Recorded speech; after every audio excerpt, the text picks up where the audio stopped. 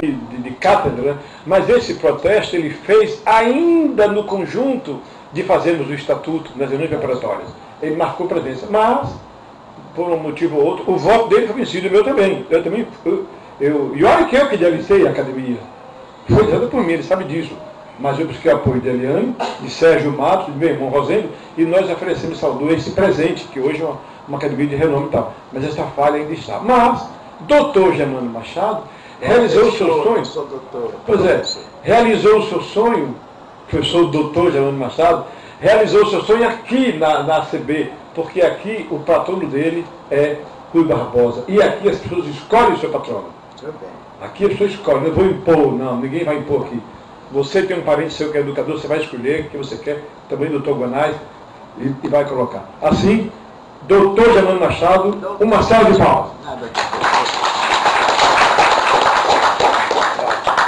Bom, saudar a presidência e a diretoria, meu amigo São Romano. O Guanais deve ter sido no Instituto de Jornalismo, não foi? Há quantos anos, meu Deus? Mas é uma surpresa para mim. E alegre. Carlos Souza, também amigo, o nosso irmão, todos, afinal de contas, confrades, amigos, irmãos. Então vamos falar de Rui Barbosa o possível.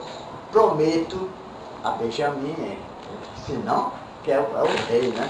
Nosso rei. Que farei outro trabalho sobre Rui. Rui é inesgotável, né?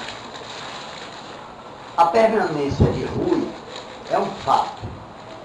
Rui, com Y ou com I, aceitando-o como grande biógrafo Luiz Viana Filho, que fez a vida de Rui Barbosa, a primeira edição em 41, existe a do centenário em 1949, uma outra de 1987. Na 12ª edição especial do centenário do autor, Luiz Viana, são 668 páginas, foram 302 páginas na primeira edição. A 12ª saiu pela Assembleia Legislativa da Bahia e Academia de Letras da Bahia. A 11ª edição é da editora Nova Fronteira, onde Luiz Viana adicionou novas notas e o trabalho Rui, a Constituinte e a Constituição de 1891. Na 12ª, há um apêndice, A Verdade na Biografia, publicado anteriormente pela editora paulista Civilização Brasileira em 1945.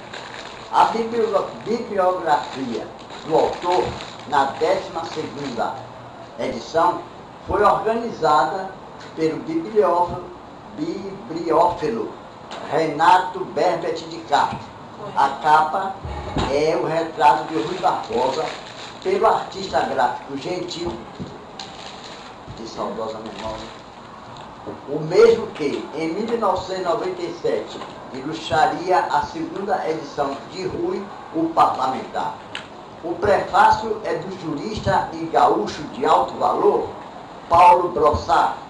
Ao lermos o sumário desta biografia de Rui Barbosa, vê-se o peso de sua polimorfa visão do grande brasileiro e baiano, só a par com Castro Alves em densidade, um na jurisprudência, vida parlamentar, presença no mundo, e o outro, o poeta de abrangência humana, social, insuperável.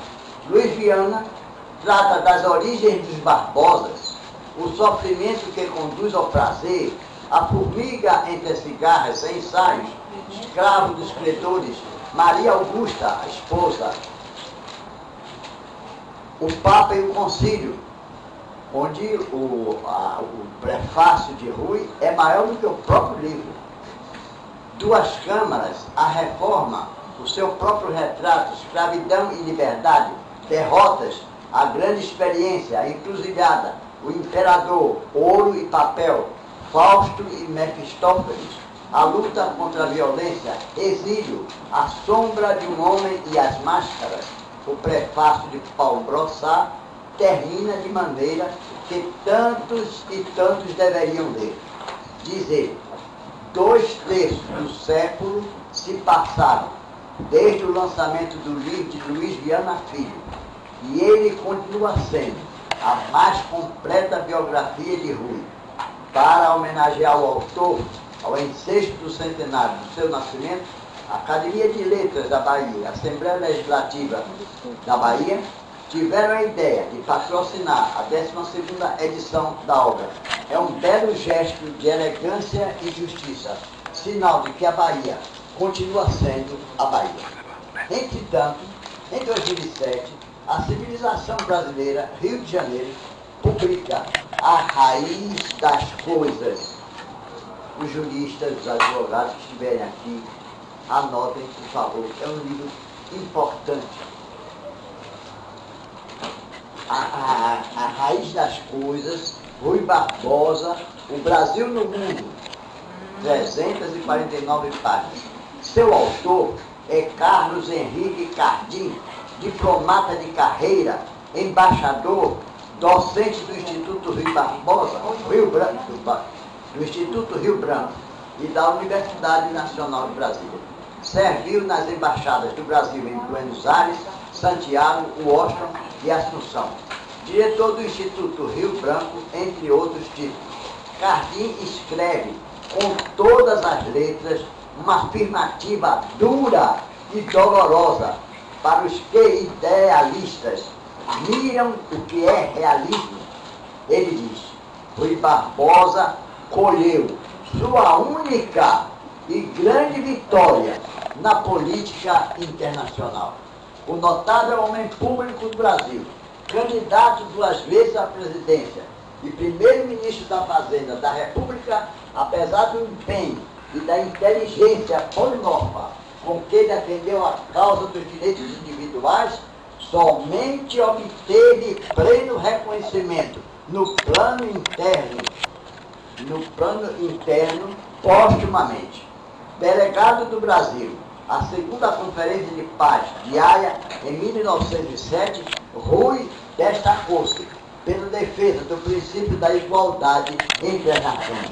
Com firmeza e cultura, tomou a vanguarda da América Latina nesse novo descobrimento do continente, dessa vez à cena mundial.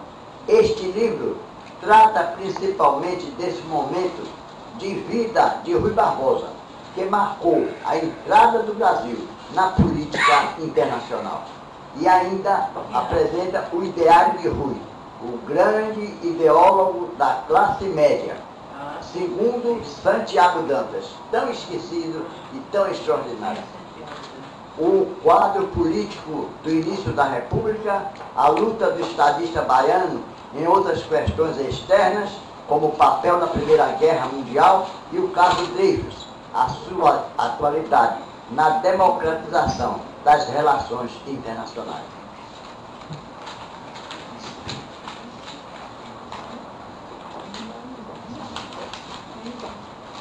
O jornalista William J. Stead, editor do Correio de la Conférence em O Brasil, em Haia, afirma: a questão que então se suscitou na Conferência de Haia era um desses grandes problemas políticos internacionais que surgem de tempos em tempos para pôr à prova a coragem e desafiar o discernimento da humanidade. Foi o Dr. Rui Barbosa, brasileiro, um dos que mediram o alcance da inovação e o perigo que acarretava para os pequenos estados a adoção da proposta americana amparada pela Alemanha. Em um ponto insistia, entretanto, e era que os direitos soberanos e iguais de cada Estado independente devem ser ressalvados, no que os direitos soberanos iguais em cada Estado independente, na Constituição do Tribunal e na nomeação dos juízes. O segundo ruísta e jurista de alto valor foi o acadêmico Rubem Nogueira, que escreveu O Advogado Rui Barbosa, várias edições. Recebeu prêmio por trabalho sobre Rui em concurso no governo Otávio Mangabeira. Analisou em Rubem Nogueira e seus livros, como O Advogado Rui Barbosa, opiniões e comentários entre outros, de Adonias Filho, Paulo da Silveira, Alfredo do Zaide, Cid Seixas. Cid Seixas escreveu, o advogado Rui Barbosa, momentos culminantes de sua vida profissional, é uma biografia do celebrado jurista baiano Rubem Nogueira, feita por outro jurista, o mesmo professor Rubem Nogueira. O autor nos conduz ao atrelamento deste conceito político à ordem jurídica. Em 1992, lancei eu, humilde ruísta, um livro, Cosmovisão, de Rui Barbosa, pela editoração Cepa, com 160 páginas. Dedicava esse livro sobre Rui a Maneca Pedreira. Um dia falarei aqui sobre Maneca. Manuel Rodrigues Pedreira. A Carlos, Frederico Werneck de Lacerda, Plínio Salgado, Luiz Viana Filho, João Mangabeira e Isaías Alves, Nelson Carneiro, Rubem Nogueira, Nelson Werneck Sudé e Josafá Maria. Na parte inicial, vinha um capítulo Por que Rui Barbosa, dividido em duas partes, primeira parte e segunda parte. Na primeira parte, perguntava por que Rui Barbosa e mostrava 4 aspectos desse. Por quê? A. Senso de brasilidade, senso de internacionalidade, não na sua pátria, mas no mundo, em área. Visão da problemática nacional, cosmovisão e cosmovidência ruianas internacionalmente discutida. Também olhava Rui como ministro da Fazenda, que muitos o condenaram, mas Nelson Werneck Sodré afirma em seus livros que Rui Barbosa, através de sua política econômica, criou uma classe média para o Brasil. O mesmo afirmava Isaías Alves, no seu livro Vocação Pedagógica de Rui Barbosa, mostrando Rui Barbosa como o maior educador do Brasil, seguido por todos os outros. Todos seguiram o que Rui escreveu em 1882, mais de 40 volumes. Em seguida, mostrava o que Rui pensava sobre a política. Continuando, mostrava que no senso de universalidade, Rui esteve em área, é o Brasil na mundialidade internacional. E, de fato, o Barão do Rio Branco pensou em 2 nomes para mandar à área: Joaquim Nabuco, embaixador em Washington, e Rui Barbosa, devido ao conhecimento do direito e de ser poliglota. Entretanto, Joaquim Nabuco ponderou ao Barão que ele não podia ir, sendo Rui uma espécie de substituto, uma vez que não convinha. Rui não pode nunca ser segundo. Aconselhou que ele falaria aos diplomatas europeus sobre quem era Rui e que o Barão mandasse Rui Barbosa. Foi realmente de muita prudência essa atitude. Rui brilhou em área. Só em área foi reconhecido. No Brasil sempre derrotado. Assombrou com sua capacidade, tanto no ramo jurídico quanto no linguístico. Americanos e europeus não queriam que as nações fossem iguais. Rui Barbosa defendeu a igualdade das nações. E quando o representante da Alemanha, Barão von Marschall, declarou de modo um tanto desabrido, em francês: essa não é uma conferência política, senhor embaixador do Brasil.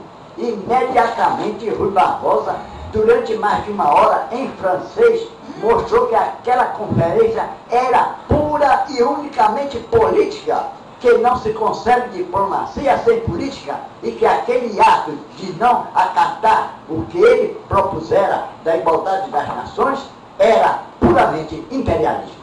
E tamanha foi a defesa da igualdade das nações que o representante dos Estados Unidos, prevendo com o discurso de Rui uma unanimidade contra a nação americana, determinou que apoiassem o ponto de vista de Rui outros países. Desse modo, Rui, que foi derrotado 2 vezes para presidente da República e na campanha civilista, foi vitorioso. Mas no Senado, ontem e hoje, no Senado, fizeram uma votação falsa, dando ao Marechal Hermes 400 mil votos fechados. e a Rui, 222 mil quebrados. Também na Argentina, na Conferência sobre a Neutralidade das Nações, em face da guerra de 14, 18, posteriormente, Rui Barbosa argumentou de tal maneira em Buenos Aires que inclinou a posição americana em favor da França e da Inglaterra contra a Alemanha. No seu exílio, no governo ditatorial do Marechal Floriano Peixoto, na Inglaterra, em Londres, Rui percebeu, lendo jornais franceses, que o capitão Dreyfus não era culpado e defendeu seu patriotismo antes mesmo de isolar. Dessa forma, vê-se que, com a sua grandiosidade cultural, dentro de sua pátria, não teve os êxitos merecidos. São seus atos da política internacional que o levam a um patamar de glória. Em 5 de novembro de 74, data natalícia de Rui Barbosa e Dia da Cultura, no Colégio Ipiranga, tomando posse na Academia Castro Alves de Letras, hoje, infelizmente, inexistente, meu discurso de posse foi sobre Rui Barbosa, político por excelência. Acusaram Rui de ser contra os militares, dado que Rui e os militares não se deram bem, salvo com o Marechal Deodoro da Fonseca, o primeiro presidente. Mas Rui declarou, numa de suas campanhas, é preciso distinguir o exército e a ação militar política, defesa da ordem e das instituições, e militar e militarismo. O militarismo está para o exército como o clericalismo para a religião, como o industrialismo para o comércio, como o cesarismo para a monarquia, como o demagogismo para o governo popular democrático. A ordem é a lei. Logo, juridicamente, na destruição da lei é que consiste a revolução. Revolucionários são os que se revoltam contra a legítima autoridade, mas a autoridade legítima é a autoridade legal. Mas ainda, se a autoridade não guarda a lei, não é legítima. Homero Pires escreveu em traços biográficos de Rui. Rui foi longamente liberal da escola inglesa. Depois, em 1919, reconheceu a superioridade do trabalho sobre o capital. Confessou-se partidário do socialismo, segundo o Código de Malines do cardeal emérito Mercier. E é o que é mais sério, deu às constituições políticas um sentido puramente econômico, entendendo que as velhas cartas careciam de ser revistas porque feitas sob o influxo dos princípios individualistas de 1789, insubstituíveis diante da chama de socialização que inflamava o mundo inteiro. Quando escreveu o prefácio do livro O Papa e o Concílio, de um padre alemão, contra o Concílio Vaticano I, Rui mostrou-se inteiramente anticatólico, antipapista. Com a República, porém, pouco a pouco, volta ou retorna à fé cristã católica de sua infância e inicial mocidade, e fez um discurso em Nova Friburgo, no estado do Rio de Janeiro, que poderia ser escrito por um teólogo quando maduro. Mostrou nas cartas de Inglaterra que ciência e fé não se dissolvem, não se combatem, têm seus campos explícitos e devem unir-se, pois a fé não deve ser contrária à razão, nem a razão combater a fé. Enfim, quando em 1981, em janeiro, fiz o curso de especialização em estudo de problemas brasileiros no Instituto Mackenzie, entre 79 e 81, em São Paulo, apresentei uma tese de conclusão de curso a que dei o nome Momentos de Rui Barbosa em São Paulo, com o subtítulo São Paulo e Rui, mostrando que Rui sempre amou São Paulo, como ele afirma desde 13 de agosto de 68, sou bem tratado em São Paulo, no brinde político a José Bonifácio. Minha vida, declarou então, é toda inteira de ação, peleja ou apostolado.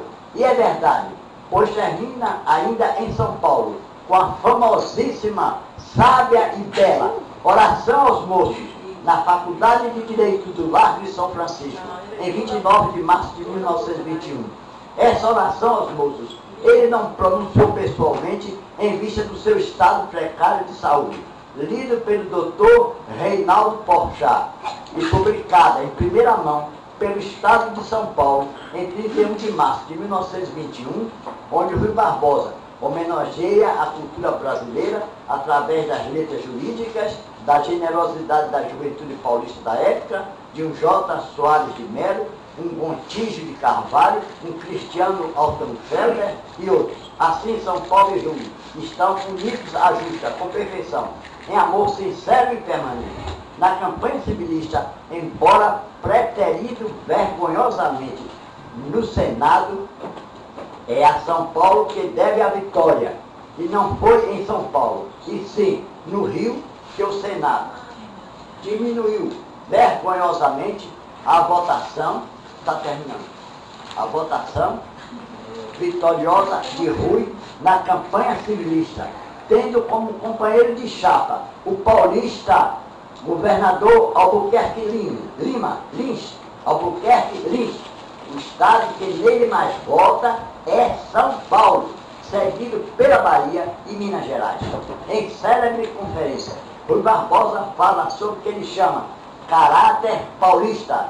O caráter paulista é a mistura com sangue indígena, a luta com o deserto, a fascinação das aventuras que haviam começado a caldear o caráter paulista na têmpera de uma raça nova, a cujas audácias bravias deve o Brasil metade, talvez, dessa corporatura gigantesca em que se compraz nosso desvanecimento. No segundo capítulo da monografia, tratei de Rui perguntando: Rui, em que é hoje atual, citava Oswaldo de Andrade. Oswaldo escreveu: hoje sabemos que mais do que o seu vernáculo, do que o seu purismo, do que a sua linguística, o que fica de Rui é a capacidade de sacrifício, de se doar. Não é o seu purismo. O que fica de Rui é a capacidade de ler a vida à luz do Evangelho, que precisa morrer para frutificar a semente. Rui soube sempre morrer pelo dia seguinte do Brasil. Em 1965, o acadêmico Raimundo Magalhães Júnior escreveu um livro, Rui, o Homem e o Mito, que causou polêmica em todo o Brasil, respondido por vários membros da Academia Brasileira de Letras e intelectuais, além de Américo Jacobina Lacombe, Salomão Jorge. Na Bahia, pelo A Tarde e pelo Jornal da Bahia, escrevi modestos artigos sobre o livro, condenando a maneira hostil de Magalhães Júnior tratar de um brasileiro como Rui Barbosa. Se tivesse de aconselhar os jovens de hoje, lhes diria: leiam de Rui as cartas de Inglaterra, a oração aos moços e o discurso final da campanha civilista. Terminemos com o credo que Rui escreveu quando comemorando os 50 anos de sua vida política e de advogado, e igualmente de linguista. O credo é assim, com que termino este pequeno trabalho sobre Rui. Meu país conhece o meu credo político, porque o meu credo político está na minha vida inteira. Creio na liberdade onipotente, criadora das nações robustas. Creio na lei, emanação dela, o seu órgão capital, a primeira das suas necessidades. Creio que, neste regime, não há poderes soberanos, e soberano é só o direito, interpretado pelos tribunais. Creio que a própria soberania popular necessita de limites, e que esses limites venham a ser suas constituições por ela mesma, criadas nas suas horas de inspiração jurídica, em garantia contra seus impulsos de paixão desordenada. Creio que a República decai porque se deixou estragar, confiando-se ao regime da força, Creio que a federação perecerá se continuar a não saber acatar e elevar a justiça, porque da justiça nasce a confiança, da confiança a tranquilidade, da tranquilidade o trabalho, do trabalho a produção, da produção o crédito, do crédito a opulência, da opulência a respeitabilidade, a duração o vigor. Creio no governo do povo pelo povo. Creio, porém, que o governo do povo pelo povo tenha a base de sua legitimidade na cultura, na inteligência, pelo desenvolvimento nacional da educação, para o que as maiores liberalidades do tesouro constituirão sempre o mais reprodutivo emprego da riqueza. Creio na tribuna sem fúrias e na imprensa sem restrições, porque creio no poder da razão e da verdade. Creio na moderação e na tolerância. Creio no respeito e na disciplina. Creio na impotência fatal dos incompetentes e no valor insuprível das capacidades. Creio, afinal, em Deus. Creio no Brasil. Bravo!